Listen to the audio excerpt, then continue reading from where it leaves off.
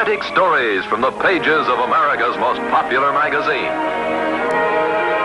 Presented by the Studebaker Packard Corporation and its dealers. I'm Hugh Riley, welcoming you to another in our series of exciting stories straight from the pages of Reader's Digest. This series comes to you through the courtesy of the Studebaker Packard Corporation and its dealers, who take great pleasure in bringing you this program. Have you driven a 55 Studebaker yet? First time you do, something big and exciting happens to you. You get a completely new concept of power, Studebaker Action Power. For instance, watch this getaway. Smooth and fast. That truck is really moving. But watch. In the clear, thanks to Studebaker Reserve Power that makes all driving safer. You won't be entering races, but your Studebaker could. Watch them go. It doesn't matter what model Studebaker you pick. President, Commander, Champion. Every Studebaker engine is packed with power. But power is just part of what you discover in a Studebaker. You find really distinctive good looks. This is a beautiful car. And that's true inside as well as outside. Smart new fabrics and color schemes, rich, deep comfort. And really surprising headroom and space to make travel a new pleasure. Get the facts at first hand. Right away, see your Studebaker dealer. Look over the car yourself. Once you see all that Studebaker offers, you'll make it your next car. And here's some real news. The 55 Studebaker is priced right down with the lowest. You bet it's the smart car to buy. Now for our story. A city councilman's salary isn't big. And at first, the gifts were small, like the favors received. From the pages of Reader's Digest, the revealing, frightening history of the anatomy of graft. This is the case history of Victor Martin, a young attorney who veered toward a political career with a sincere determination to work for cleaner and better government. Little did he realize how difficult it is for a public servant to avoid the pitfalls of graft and corruption. And Proposition 2, which would raise the pay of municipal judges, is losing by a margin of 2-1. And now I notice Mayor Hanley is in the studio, so while we're waiting for further election returns, let's hear a few words from him. Mayor Hanley. Thank you. How's it adding up, Dan? Well, it looks to me as if Victor's just about in. And Dad's never stuck himself out on a limb like that before. No matter how we come out, Mr. Leary, I want you to know that I'll always be thankful for your help. Well, I only passed on to you what it took me years to learn. Man can't be around politicians all his life without learning some of their tricks. Uh-oh, looks like we're going to get some more returns. Councilman, 5th District, with 80% of the precincts reporting, Victor Martin continues to build up. Oh, here's a bulletin. Ben Conklin has just conceded Martin's election.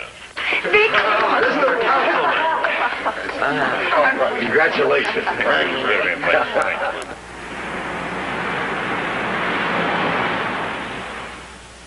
Vic, you're just going to have to stop on your way downtown and speak to that repairman about the refrigerator. Was that thing out of order again? Yes. We need a new one. In fact, we need so many new things around here that... I'm sorry. I know, Dan. Look, if anyone calls, I'll be back at the office about 11:30. I'm due at the Gamecock Cafe. Joe Barron wants to see me. Goodbye, Dina. Bye. Chin up.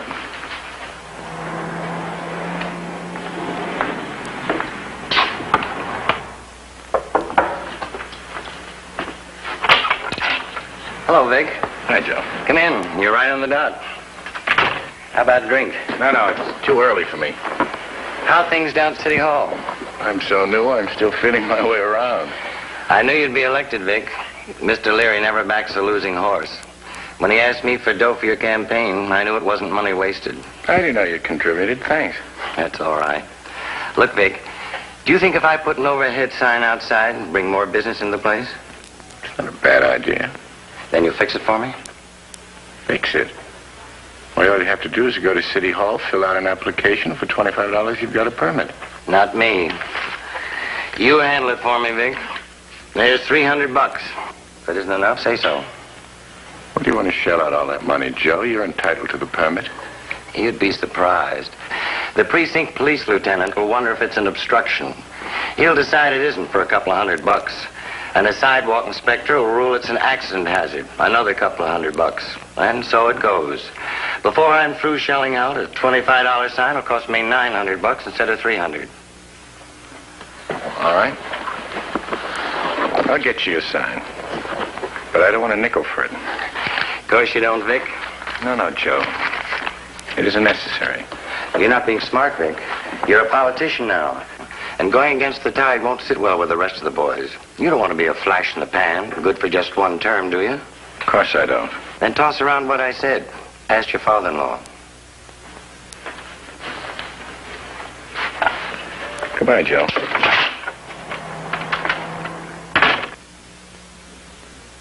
Joe Barron shouldn't have done it. We can't take it. We have to send it back. You're just being oversensitive, Vic. I'm sure there's nothing wrong with it. I'm sorry, Gene. I can't see it your way. Can't see what her way, Vic? Joe Barron, he sent us a new refrigerator. With all the latest gadgets. It's just an appreciation of the things you've done for him.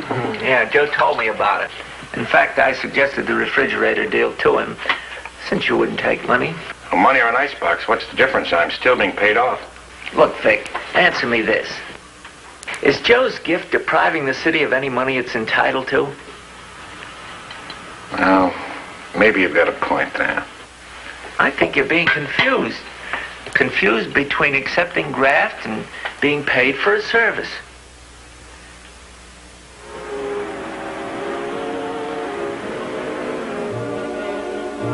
How's that new subdivision of yours, Mr. Oliver?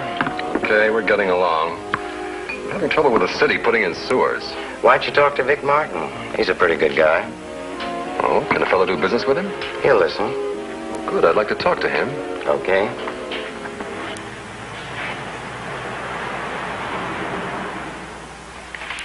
There. How does that look? Fine. Just fine. It was certainly nice of Mr. Oliver to rent us this house so cheaply. Too nice. Just don't worry about it, Vic. Don't look a gift horse in the mouth. That's probably the man with the new carpet.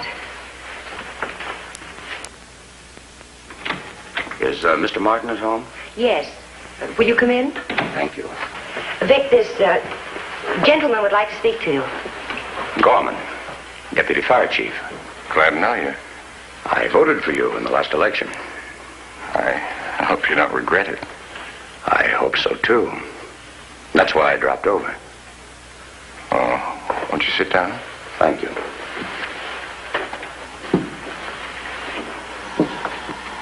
Mr. Martin, I wanted to talk to you about those tires that the council bought for us. Sampson and Company delivered them yesterday. I understand that the lot of them set the city back around $30,000. Is that right? Just about. We thought we were getting them very cheap. Well, nothing is cheap that isn't good. You mean there's something wrong with them? Well, for one thing, they're not first-grade heavy-duty. They're recaps. You can pick the pieces off of them like nail polish. Oh, no, wait a minute. I don't get it.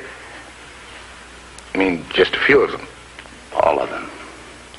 How anyone could have bought tires like that for the fire department is whose idea was it? We all went along with it. Before I voted, I made some inquiries, and I was assured that the firm we were dealing with was a very reliable one. Who told you that? Councilman Jenkins, I'm sorry to say. Well, Councilman Jenkins better guess again. Those tires are treacherous things to put on a fire apparatus. I wouldn't want to be responsible. There's no reason you should be. I'm very happy you brought this to my attention. I'm going to do something about this. This is no idle promise. You can tell your boys I'm going to have this whole matter aired before the council first thing tomorrow. Fine. You know, that's the kind of talk I really like to hear. As long as it's not just lip service. It isn't. Goodbye, Mr. Martin. Good day.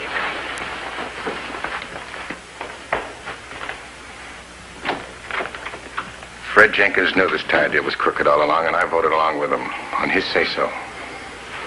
Whether he knew whether it was or wasn't, why do you have to be the one to carry the flag for the fire department? Why do you have to be the one to bring it up on the floor of the council? Let one of the other councilmen be the brave Boy Scout. You're forgetting what your father told me. There's a line between service and graft. This is graft. But you don't gain anything by it, only Jenkins does. But I voted along with him, didn't I? If I have to shut my eyes to what's been done, then I'm just as guilty and dishonest as he is. What do you want me to do, Jean? Just throw all my self-respect into the ash can? I just don't want you to be rash. I don't want to see you making enemies. You have a future, Vic. I don't want to see you throw it away. Look, darling, there's an old saying that still goes. You can't fight City Hall. Today was an exciting day in the City Council when Councilman Victor Martin sensationally exposed the double dealing of S.J. Sampson and Company, who had dumped second-grade and faulty tires on the fire department to the tune of $30,000. Upon Martin's motion, Sampson was ordered to return the money to the city treasurer, and the contract will be awarded to a bona fide bidder. Here's a news clip.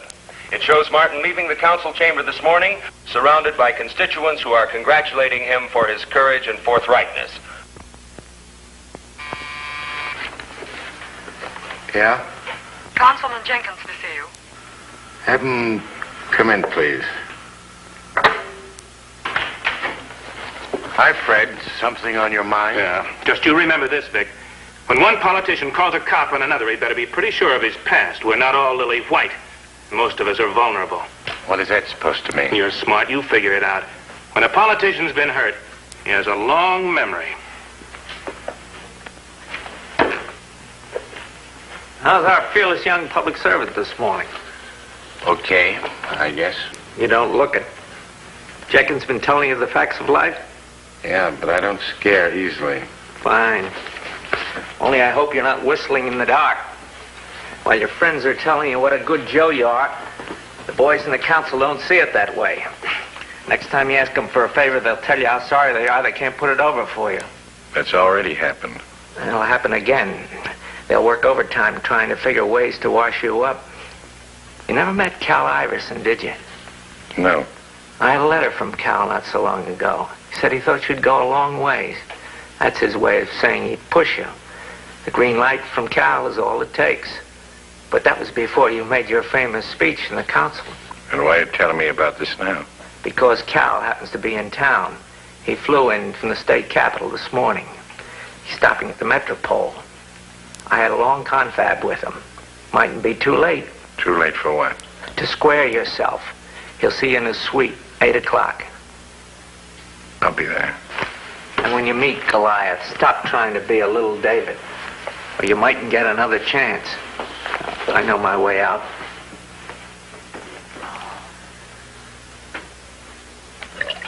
I can always make allowances for one mistake, Martin. But don't be hoodwinked by all that flattery. Don't believe all those nice things you read about yourself. It won't pay the groceries to be a one-man team. I'm sure you'll find that out. And it won't pay off at the polls because the party's too well organized. Is that much clear? Very clear, Mr. Iverson. Thank you. How about you? And don't touch it. Vic, one more grandstand play and you'll never run for office again under the party banner. But what you did I attribute to growing pains. Had them myself when I was younger. You really want to stay in politics? Yes, I do. Then you do what you're told. No questions asked. But if you have any qualms or reservations, let's just shake hands, say it was nice meeting you. Well? I'd like a little time to think it over, sir. Sure, you think it over. But it wouldn't take too much time if I were you. Right now, I'm looking for a man to run for the state assembly. We could cash in on all that publicity you've been getting. Make a virtue out of a vice. Make an asset out of your rashness. State assembly, think it over. For the boys will want to know by Monday.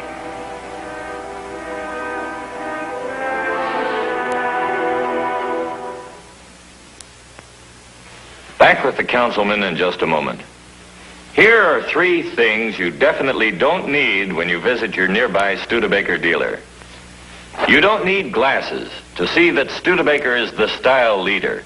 Those long, clean lines have won 34 International Style Awards. It's the most distinctive American car on the road today. And this low, glued-to-the-road design means safer, easier driving, too. Look at the new world of vision Studebaker gives you. Another thing you don't need is a big bag of money. This expensive-looking car with all its size and beauty, all its comfort and smartness and luxury, is actually priced with the lowest. That's right. You can own a Studebaker for the cost of the usual lowest-priced car. And you certainly don't need an oil well to run a Studebaker. This car gives you more miles per gallon of gas. And that's proved by Studebaker's second straight win of the Mobile Gas Economy Run Sweepstakes. For all its power, Studebaker is the #1 economy car. There's one thing you do need when you visit your Studebaker dealer. That's a half hour behind the wheel of a Studebaker. Driving it will prove it's the smart car to buy. Studebaker, so much better made, worth more when you trade. Your Studebaker dealer is the right man to see for good late-model used cars, too. Certified used cars. Ask him about them. Now, let's continue with our TV Reader's Digest story, The Anatomy of Graft.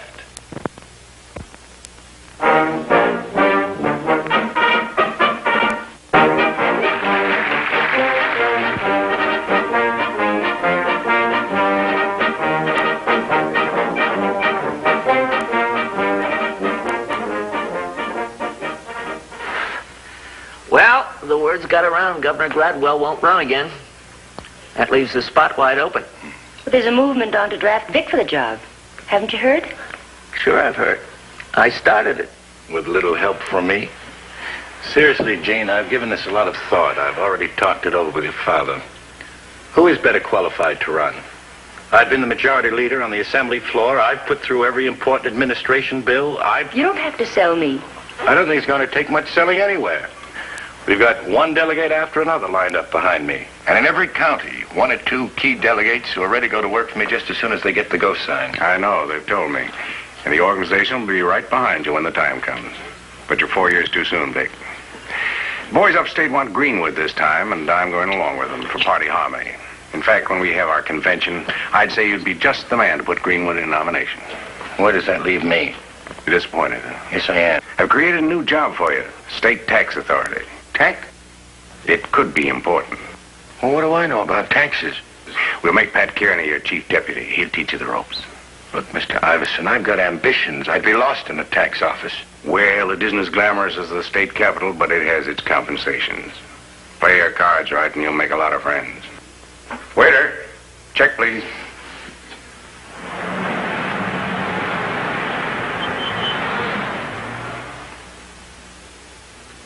We're looking forward to seeing you, etc., etc. You got a minute, boss? Surely. That'll be all, Miss Wingate. What is it, Pat? It's about that Nesbitt return. He's a friend of Cal Iverson's. No, then I'll give him all the breaks you can. Just make sure it's legal. Those the plans for your new home? I just got him back from the architect. 325 Lakeview Drive. That's a good address. Nice to have such generous friends. How many rooms are going to be? It's getting bigger and bigger. Mrs. Martin is planning a rumpus room.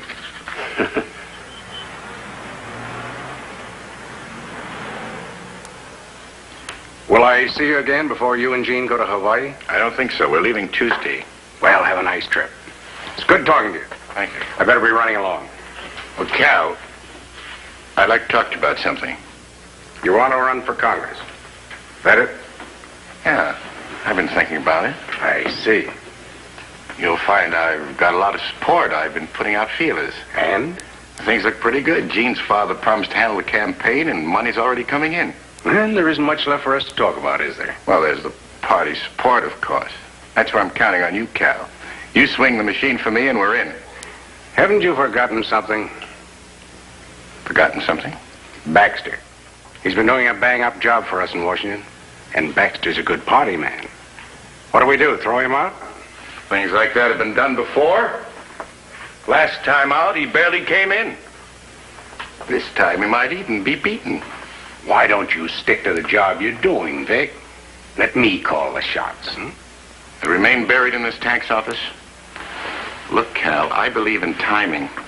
Right now, I could wrap up this congressional election. This is the year. Suppose the party's already given Baxter the green light. Suppose the machine won't back you. But you're the machine. All you have to do is say the word. I'm saying it. Stay where you are. Is that final? Final. My backing goes to Baxter. All right, then I'll have to go it alone. I don't want to run independently, but if I have to... You'll have to. Then you're going to see what a real campaign is like. I'll be watching. This is no idle talk. I have enough money pledged to see me through to a win. I might even capitalize on the fact that the Iverson machine isn't backing me. I'll be the people's choice. You might be sorry that you ever started this thing. Is that supposed to scare me? Well, you don't. If it's a fight you want, you'll get it.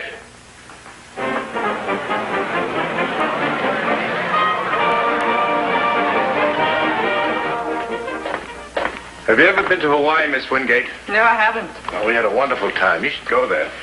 Would you tell Pat Kearney I'd like to see him, please? Well, he's not coming in this morning. That's funny. He cabled me to rush back on the double, and now he takes the morning off. What is it?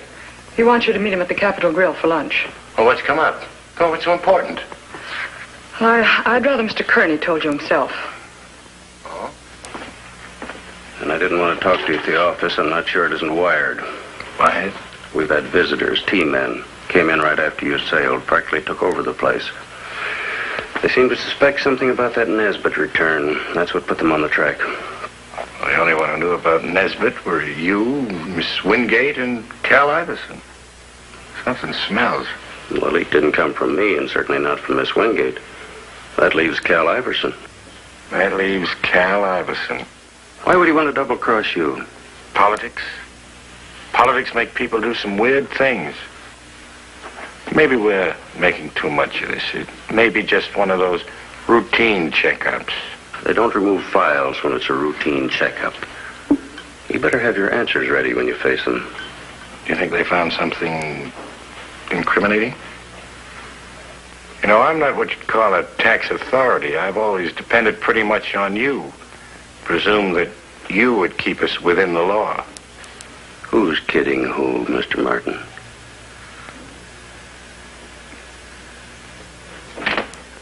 I'm sure you'll find everything in good order. There are a few items we may want to talk over with you later. In the meantime, here's some questions we'd like you to answer.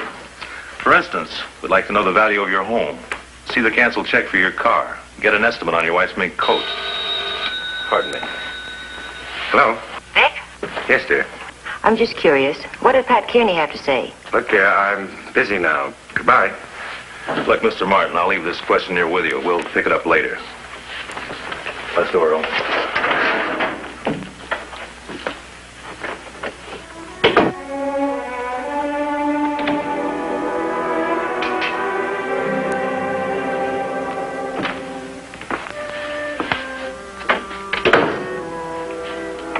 I got your message, Vic. It's good of you to come. I didn't think you would. I didn't think you'd have the guts. Let's talk fast. I'm not even sure it's sensible for me to be here. Then why did you come? Well, when one of our boys is in trouble. It worries you, doesn't it? Naturally. And believe me, Vic, if I could use my influence, get someone in Washington to help you, you know I'd do it. But Uncle Sam's a tough man to tangle with. Particularly when you haven't acted too smart. And I haven't been smart, have I? Or else I should have known that I couldn't get away with bucking your machine. And it was no accident that there was a leak to the Treasury Department, was there? That's politics, fella. Your politics. When you say politics, it's a dirty word. And when you say it, it's clean, that it? No, I played it your way, I'm ashamed to say. That's why I'm here tonight, loathing myself, wondering why I did it, wondering how I got off the track, wondering who's responsible. Why don't you grow up? Stop dreaming about the man you think you are and face the facts. You're exactly what you made of yourself, nothing more, nothing less. You did your best, but it wasn't enough. Now comes the payoff. You're very good with that straight from the shoulder talk. I noticed that the first time we met. Diamond in the rough. Take it or leave it. You pegged me as a man without any character. You played me for a sucker and I fell for it. But tonight I'm not fooled. Tonight I see you for what you are. You're an evil, angry man. Skulking in the background. Fearful, villainous. You're an enemy of the people. That's pretty big talk for a man who didn't have brains enough to stay out of the rain. When did this big change take place in you? When you discovered there was a warrant out for your arrest? You were willing enough to play along when things were going fine. I didn't hear you complain then. When I realized what I was a young man. I was full of ideals. I wanted to be a real public servant. You were taking favors long before you ever met me. Well, you were a pushover for anyone who put his hand in his pocket, so stop kidding yourself. How do we happen? People like you and me. How do we get so far ahead of ourselves? I'm not ahead of myself. You're the one that's in trouble, not me. You know something? Cal Iverson. It's the people of this country who are in trouble. The people who elected me and the people who trust their political machines to you. That kind of talk makes me sick. The people get what they ask for. They get what they want. And they want men like me to run their government for them so they won't have to think about it. Well, then I run it. I give them the kind of office holders they deserve, the kind of service they demand. They got no kick coming in, neither have I. A few months ago, I might have believed that. But tonight, I don't. Tonight, I think the people deserve better than me and better than you. And I hope and pray that they'll be discerning enough to see through us and destroy us before we destroy them. It's a very pretty speech. I'll remember it every election day. This check should cover your expenses and plane fare out of the country. My advice is to leave tonight.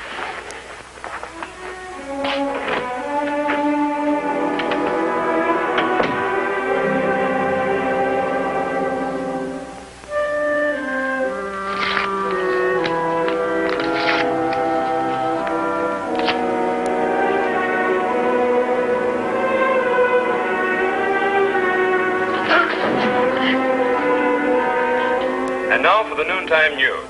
Victor Martin, tax commissioner for this district, arraigned before federal judge Julian Butterfield this morning for malfeasance in the conduct of his office, surprised the court by pleading guilty and throwing himself on its mercy.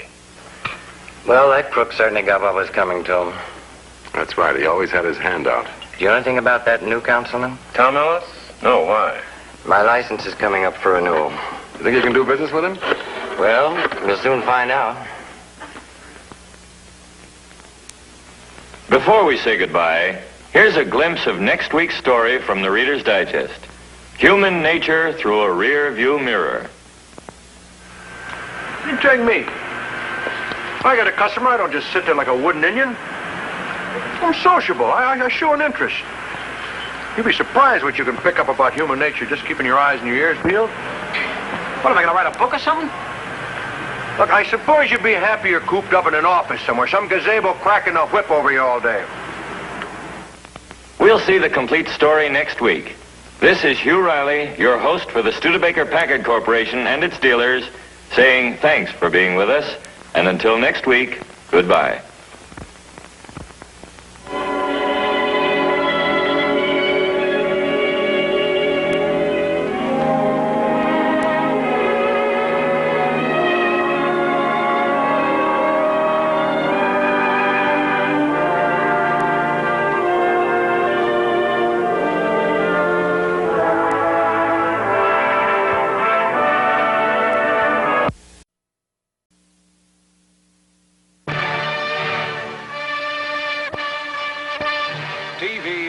Digest. True stories from real life, selected from the pages of the most famous, widely read magazine in the world. Ordeal at Yuba Gap. The crisis that overtook the city of San Francisco streamliner to become the greatest drama of the snow since the famed tragedy at Donner Pass. 6 hours of surgery. The taut, exciting drama that envelops the lives of 5 people of medicine, working in the hushed concentration of the operating room to save a boy's life. The man who beat death. The warm, moving, personal story of tennis champion Billy Talbert and his valiant uphill battle to victory over diabetes. The secret weapon of Joe Smith. the classic story of the United Nations and how one reporter proved to the Soviets that the pen is mightier than the sword. My First Bullfight. The amusing and highly exciting story behind America's Toreador, Sidney Franklin's climb to fame and fortune as Brooklyn's first matador. Your favorite stories brought to life on TV Reader's Digest.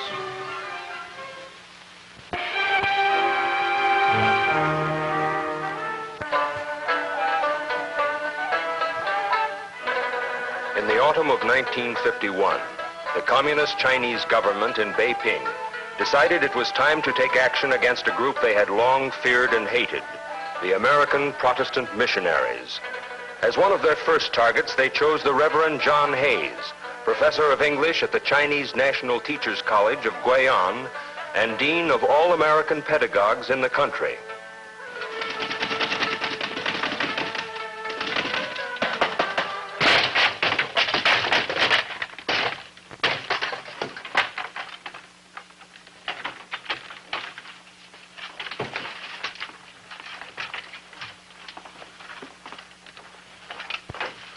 You die now, John Hayes.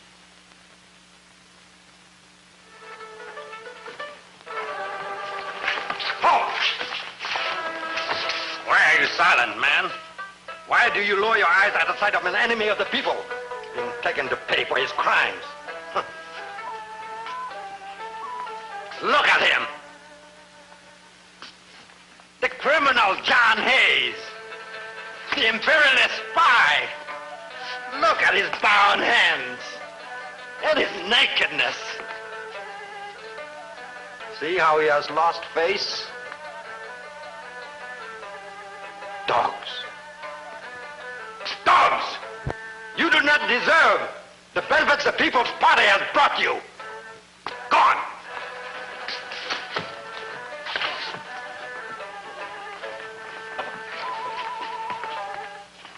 He has their sympathy. But he won't have their sympathy when they hear their confession of his crimes from his own lips.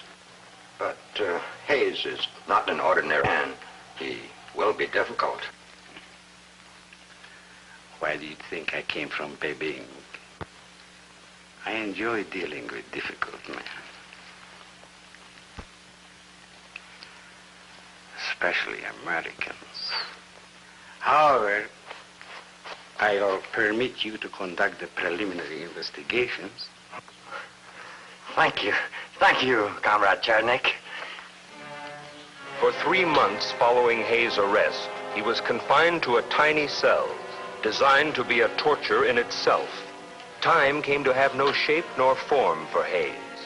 He was not permitted to know the definition between day and night. He was left completely alone, except for the eyes, which studied his every movement. He was not permitted to sleep, and he was fed the minimum necessary to sustain life. This was to break down his physical resistance.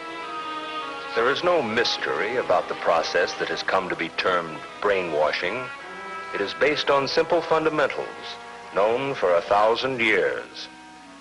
Once the physical will to resist has been reduced to the lowest ebb, the mind is subjected to the same relentless erosion, until the subject is reduced to such mental confusion that he cannot differentiate between the conscious and the subconscious, between fantasy and reality.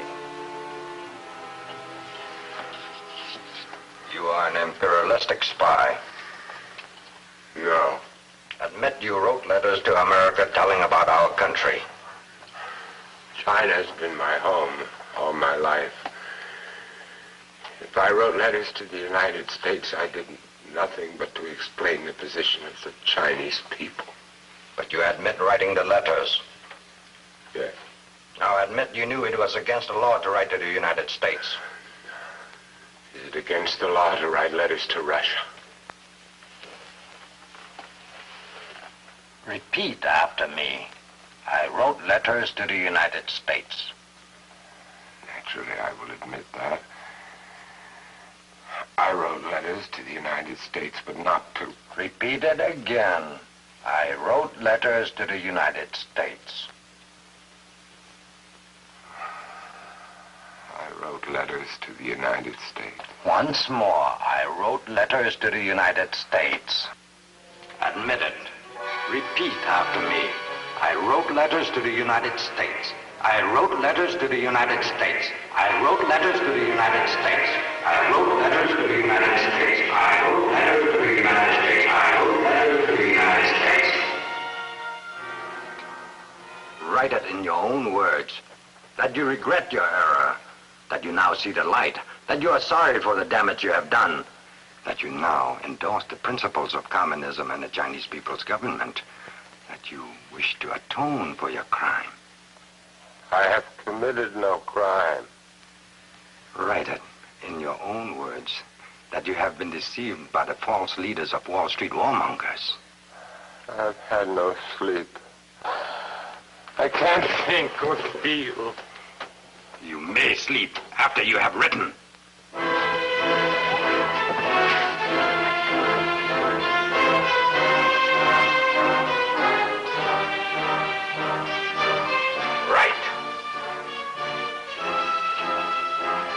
Atone for my crimes against the Chinese people. Right. I wish to atone. I wish to atone. I wish to atone. I wish to atone. I wish to atone. I wish to atone. I wish to atone. I wish to atone.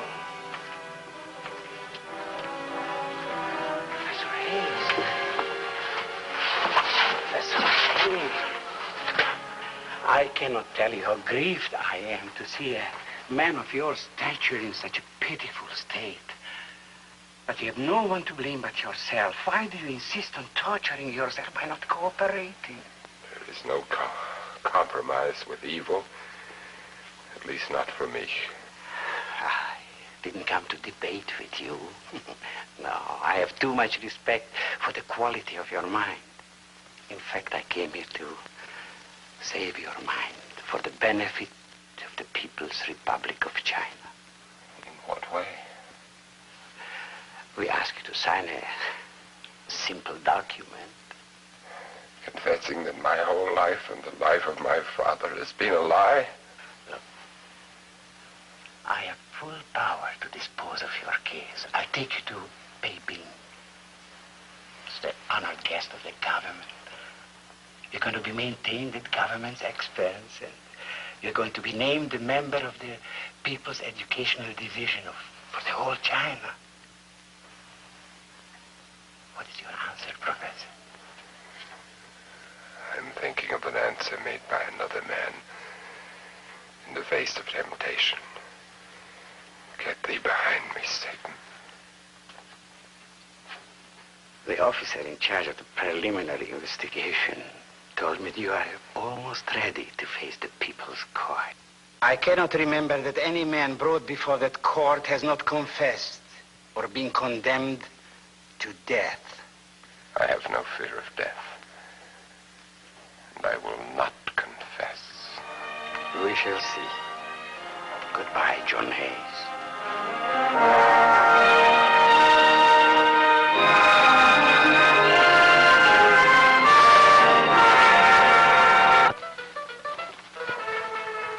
After months of confinement, the Chinese interrogators of John Hayes considered that he was properly conditioned to be put on trial. Get back! You cannot go in! No one is admitted to the court.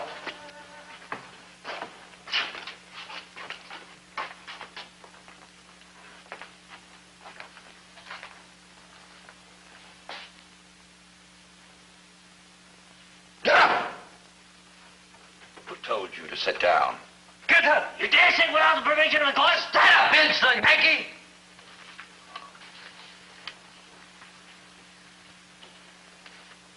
Now you may sit down.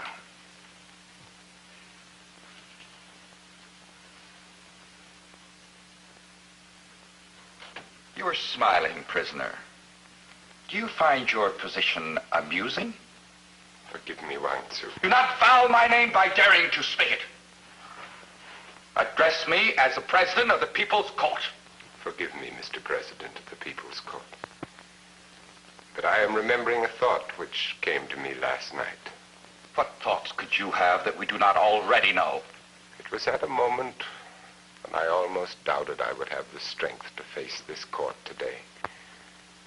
When I prayed for guidance and courage. Suddenly it was revealed to me that I am the prisoner of small boys. The kind of boys that I have taught over the years. You dare to call the judges of the People's Court boys? Bigger and stronger, perhaps. And certainly more dangerous, but boys for all that. And I gave thanks, because I knew then that I could face this court, just as I have faced countless boys in countless classrooms as a teacher. You are aware of the nature of the charges against you. I am at a complete loss. You have put traitorous thoughts in the minds of your pupils. Never. You have posed as a Christian missionary teacher. But you are a foreign agent. Wang Tzu, I beg pardon, Mr. President of the People's Court. You have known me personally for 20 years. You have been a guest in my home. On your honor, do you accuse me of being an enemy of China? I am not here to answer your questions. You are a member of the American Presbyterian Board of Foreign Missions. Are you not? Yes. Your J. Edgar Hoover is a trustee of the same Presbyterian Board of Foreign Missions. Is he not? Yes. Then you admit your guilt. The head of your FBI is your employer. You are an FBI agent. You are an American spy. False. Mr. Hoover is a member of the Board of Foreign Missions of my church as an individual, not as an official of the American government. Confess that you have written reports concerning military matters to your FBI spy chief. You know that I am not a spy? I know that you are an imperialist spy. Who strides across China today as her lord and master? Who has already torn away from China the provinces of Manchuria and Outer Mongolia? Who has conquered and occupied Tibet and overthrown the Dalai Lama? Who dominates China today as she has never been dominated before, even during the Manchu conquest? And whose picture is that? In the place of honor, over the bench of the Chinese People's Court, it is a picture of Stalin. Even in your own court, Mao holds a lesser place. Therefore, in the China of today, I could not be an imperialistic spy, because I am not a Russian. Take him out! Some men, in the face of adversity, can draw strength and courage from within themselves, can confound even the most cunning and implacable of other men. John Hayes found strength in his faith and in truth.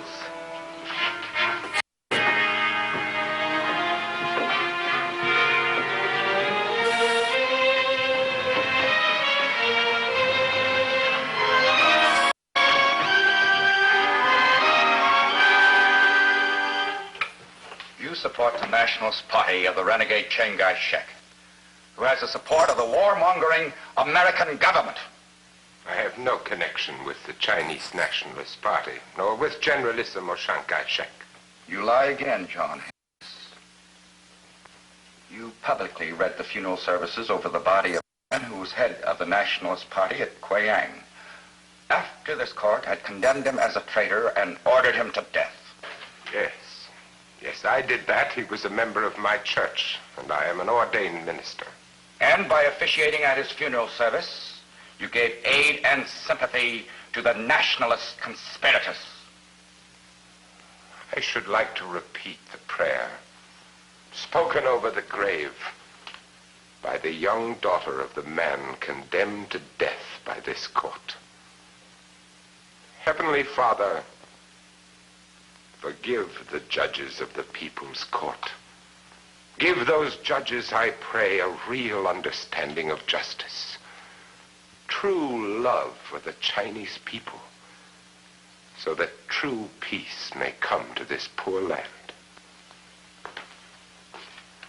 That man was your friend, just as I was your friend.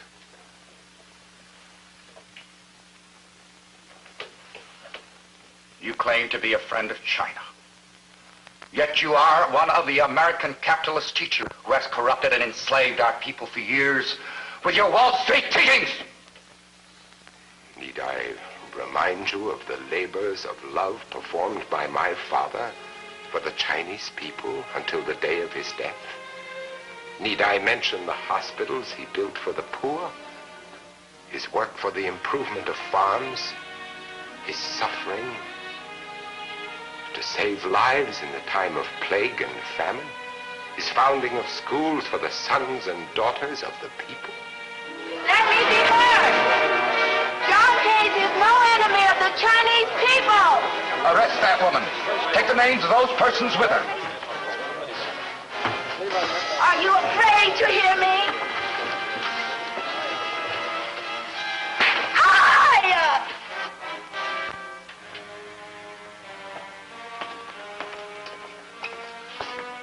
There will be no further demonstrations. Such a situation must be handled by force. Just as society, in spite of your teachings of brotherly love, can be changed for the better only by the use of force. False. Just as no man can hope to win friends, sympathy, or respect by causing the hatred of his fellow men, just as surely no nation can hope to win friends, aid, and understanding by incurring the hatred and contempt of her sister nations. Yes, teacher. Then what would you have us do? Give up the friendship of Russia and bow to the United States? Since you ask me the question, I will answer it. I would have China civilize Russia, and then have China become the bridge between the Eastern and Western worlds. China has the power and intelligence to do that. If only China will maintain her independence to do that. But China, at the moment, has abandoned her age-old concept of decency, morality, and good to follow after the false prophets who are using China as a cat's paw for their own sordid ends. Take him out! Silence him! It is possible to silence me, but not the truth of what I have said.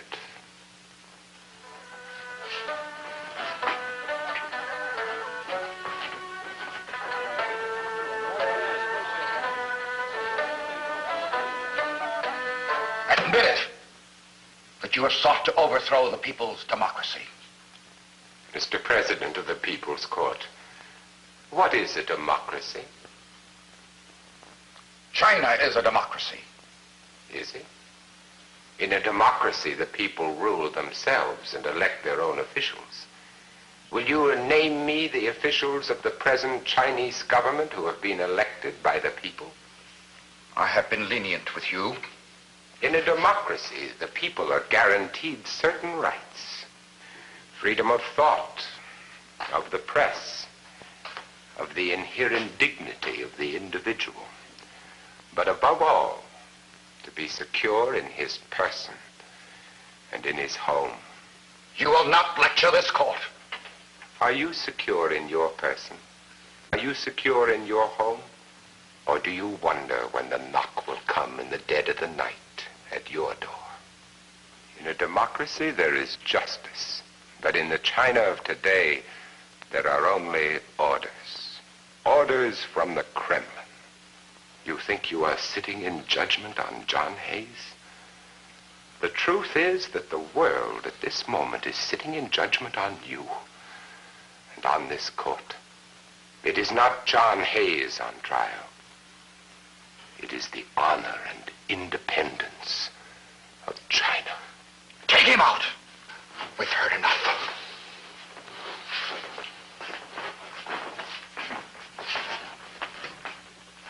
Such a man is dangerous. He must be disposed of at once.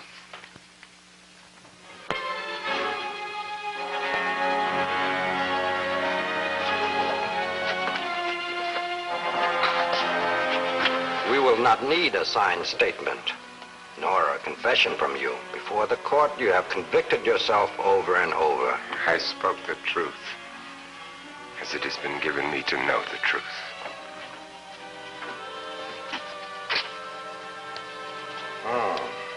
Even sooner than I thought. The verdict of the court.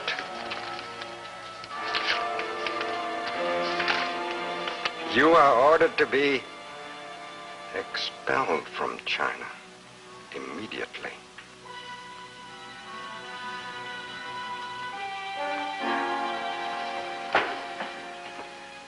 You were given the task to rid China of that man, John Hayes.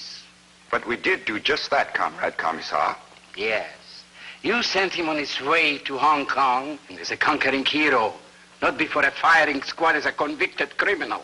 But we considered the international aspects of his case.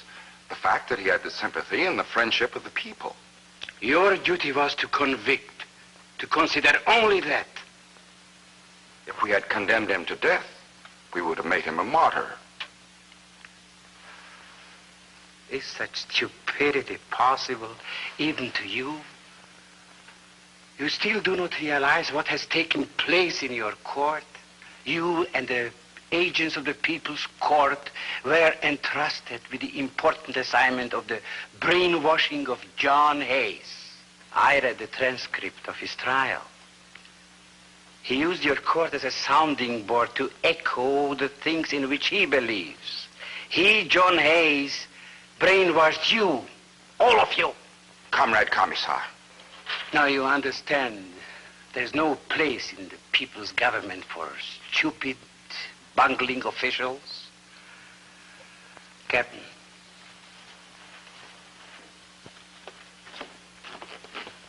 Is this then our reward for serving you? You expect to be rewarded for betraying your party? It is John Hayes I betrayed. He was my friend, and he spoke the truth, and I would not listen. For this, I deserve to die, and I will die willingly. But not for you and your party. You have betrayed our country. You are destroying China, and someday you will pay more heavily than I am paying. Get rid of them. Yes, Comrade Commissar. 2 days later, John Hayes was on his way to Hong Kong, bound for the United States. He was painfully saddened at the prospect of leaving this country which he loved so dearly. He felt it was the last he should see of it. And then something occurred that made him feel differently. He passed a woman who stopped to wish him safe journey. With her was her son, who raised a grimy thumb and piped, America tops. He knew then that all was not lost. For as Christians think, so in the end must their captors